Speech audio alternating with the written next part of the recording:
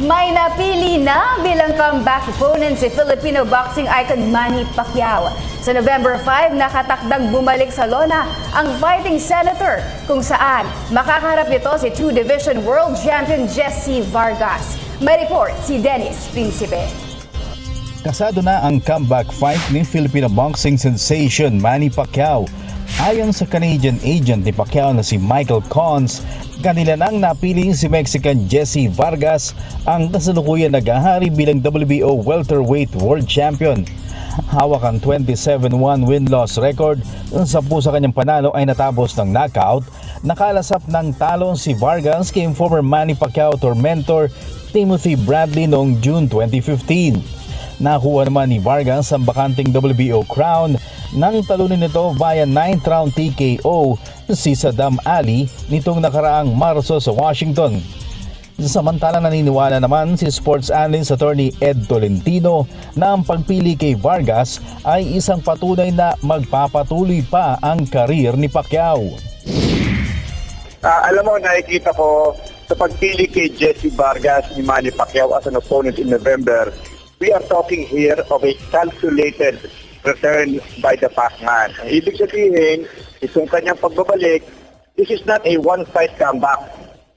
In a way, what we are seeing is the appetizer to an eventual bigger fight para kay Manny Pacquiao. Because let's admit it, napakaraming mas available na boksingero at mas magagaling ihamak kay Jesse Vargas. Talking Terence Crawford, even Danny Garcia, pero pinili niya yung Jesse Vargas, yung pinaka-mababa sa ating listahan. 27-1, 10 knockouts. Doon pa lang, kita mo na, he has never really fought anyone. He actually lost to Timothy Bradley Jr., although he did wobble Bradley at the tail end. So, ito ang sinasabi natin na calculated na pagbabalik ni Manny Pacquiao. Wala namang nakikitang threat si Tolentino pagdating sa kilos ni Vargas na minsan na ding naging world light welterweight kingpin. Definitely overwhelming favorite si Manny Pacquiao sa labang ito. Pero siyempre hindi natin pwedeng itanggi ang katotohanan na may edad na si Manny. We have not really seen the old Manny in the last few years.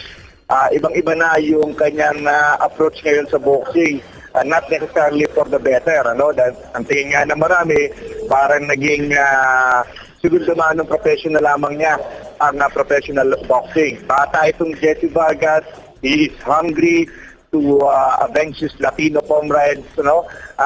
Pero tingin ko, sabi nga natin, kahit 70% lang ng Manny Pacquiao magpakita sa lona kontra kay Jesse Vargas, tingin ko kakayanin.